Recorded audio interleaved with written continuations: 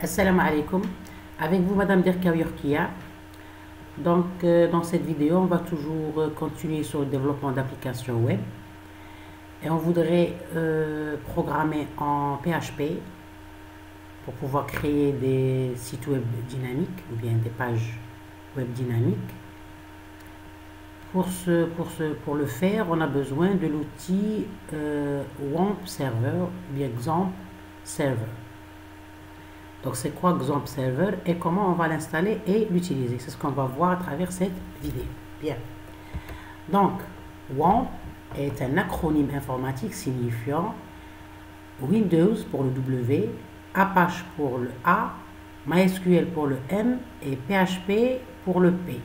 Dans la majorité des cas, P signifie PHP, ça peut des fois signifier Perl ou bien Python. Donc, WAMP Server est une plateforme de développement web de type WAMP, c'est-à-dire de type, c'est-à-dire le Windows, c'est-à-dire WAMP pour Windows, Apache, MySQL et PHP. Donc, WAMP Server est une plateforme de développement web de type WAMP permettant de faire fonctionner localement sans avoir à se connecter à un serveur externe des scripts PHP. Donc, vous remarquez que dans le nom WAMP Server, il y a le mot serveur. Donc, c'est un serveur. Ça permet de fonctionner localement des scripts PHP c'est-à-dire sans utiliser un vrai, c'est-à-dire un serveur externe. D'accord? Donc, WAMP Server n'est pas en soi un logiciel, mais c'est un environnement comprenant, premièrement, 3 serveurs. On a Apache, MySQL et MariaDB. Donc, Apache, le serveur web, MySQL, un système de gestion de base de données, MariaDB, un système de gestion de base de données. Il contient aussi un interpréteur de script PHP pour pouvoir exécuter les programmes PHP, ainsi que PHPMyAdmin pour l'administration web des bases MySQL. Il dispose d'une interface d'administration permettant de gérer et d'administrer ces serveurs.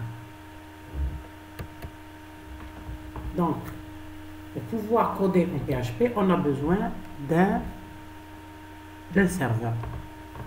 Pour coder, parce que le PHP est un langage côté serveur, c'est-à-dire dans le développement web, on a des langages de programmation côté client et on a des langages de programmation côté serveur.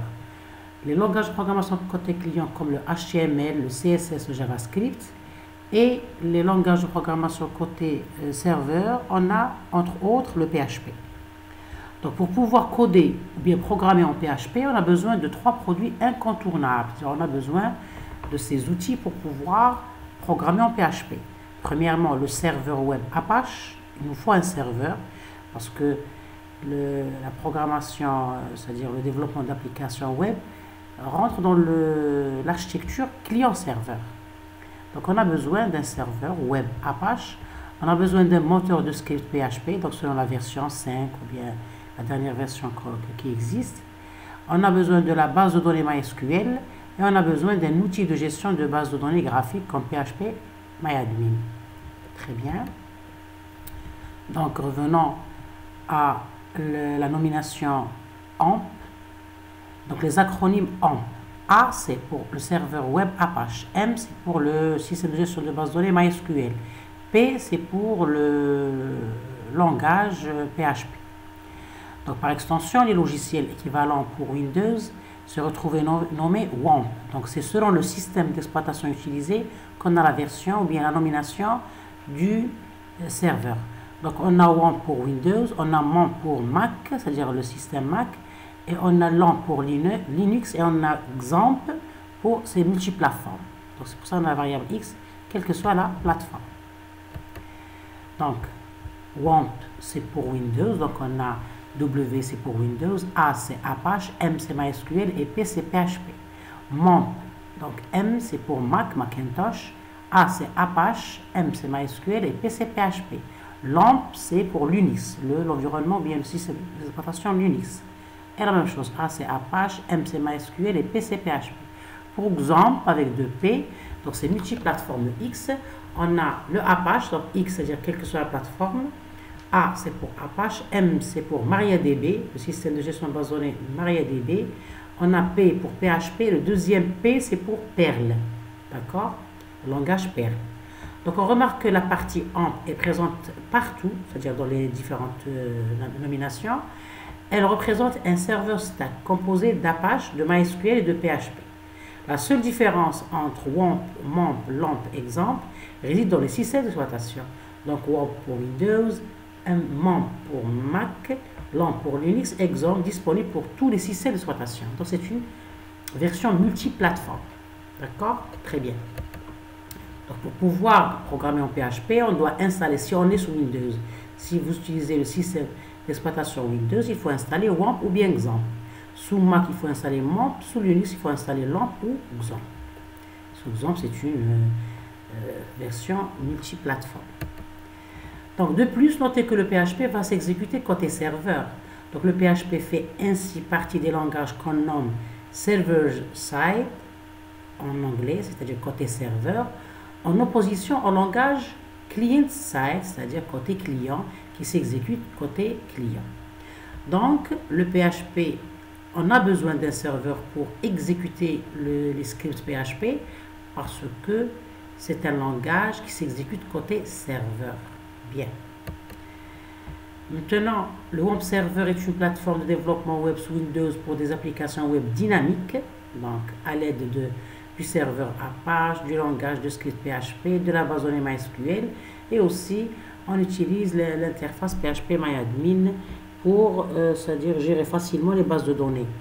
Donc, vous remarquez que c'est pour créer des applications web dynamiques, parce qu'on a déjà vu dans d'autres vidéos précédentes qu'on a développé des sites web statiques en utilisant les langages HTML, langage de balisage, HTML, CSS et JavaScript.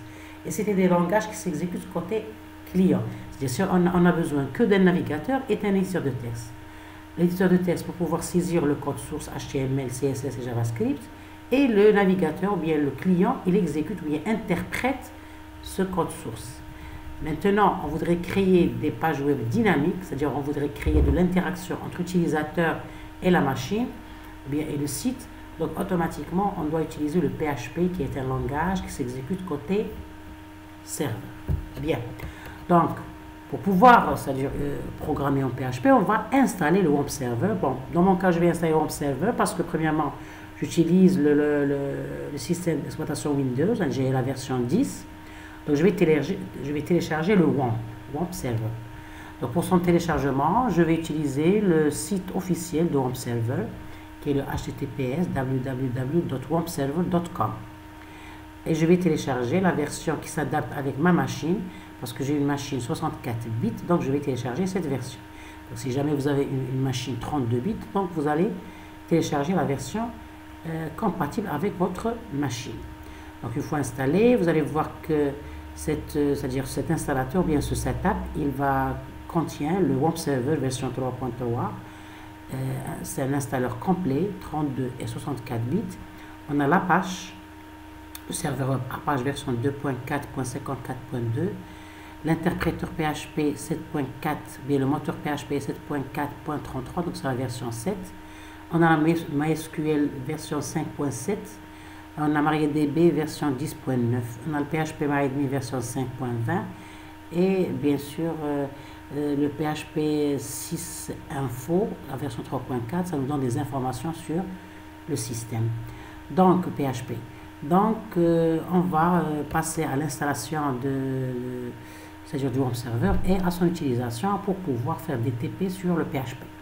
Donc, une fois installé, on va lancer le WAMP Server. Donc, c'est-à-dire il utilise des couleurs pour différentes phases d'exécution. Donc, lorsqu'on va l'installer et le lancer, il va passer premièrement du rouge vers l'orange et puis vers le vert. Donc, la dernière couleur, ça veut dire que le WAMP Server, il fonctionne bien. S'il reste toujours sur l'orange ou bien sur le vert, sur l'orange ou bien sur le rouge, c'est-à-dire qu'il y a des problèmes d'installation, on doit les régler. Toujours, il y a c'est-à-dire de plusieurs façons pour les régler. L'essentiel, la couleur vert montre que notre installation est réussie et notre WAMP Server, il fonctionne normalement. Bien. Donc, on va passer à l'installation. Pour pouvoir installer notre home server, on doit lancer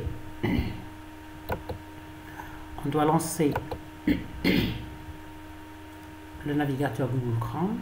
On va écrire comme mot-clé télécharger WAMP. On pouvait saisir directement ici l'URL du site web officiel WampServer.com, mais on peut toujours passer par le navigateur. Télécharger WAMP Server. Ok. Vous voyez que on a ici le site officiel www.wampserver.com. Je vais cliquer sur ce lien. Donc j'ai ici la page d'accueil du site officiel de WAMP Server. Donc je vais aller vers télécharger. Donc, vous voyez qu'on a les deux versions, la version 64 bits et la version, donc WAMP Server, la version 32 bits. Donc pour ce que l'on a j'ai le 64 bits, donc je vais cliquer sur c'est-à-dire la version 64 bits. Donc toujours un conseil, l'étudiant il doit prendre le temps de lire ce qui est affiché dans l'écran, parce que c'est des messages qui sont écrits pour nous donner des informations. Donc télécharger WAMP Server 64 bits. WAMP Server est disponible gratuitement sous licence GPL. Vous pouvez remplir ce formulaire qui nous permettra de vous faire parvenir les actualités, formations,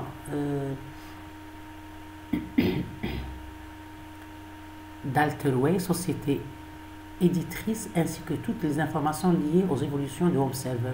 Si vous ne le souhaitez pas, vous pouvez directement passer au téléchargement, d'accord? Donc vous pouvez, c'est-à-dire interagir ou bien communiquer avec c'est-à-dire les administrateurs de WAMP Server pour avoir des informations. L'essentiel, la version que je vais télécharger, c'est une version open source, c'est-à-dire elle est gratuite, free. Donc je vais cliquer ici sur passer directement au téléchargement. Donc vous voyez ici que your download will start shortly maintenant. Donc vous voyez ici qu'il a commencé à télécharger le WAMP Server, l'installateur, ou bien le setup de WAMP Server. Donc très bien, donc ça va prendre un petit peu de temps. Donc dans mon cas, je vais annuler ici parce que je l'ai déjà téléchargé. Je vais ici dans le répertoire téléchargement, donc j'ai déjà téléchargé mon setup ici. Donc c'est une application, c'est un installateur.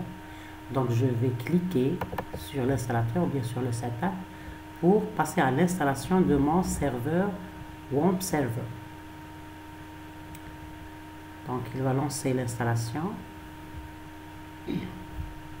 Ça prend quelques minutes.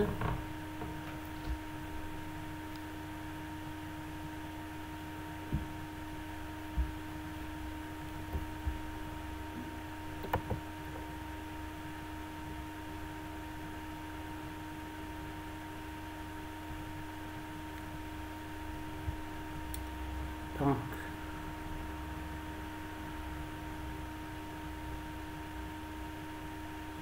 on va attendre qu'il se lance.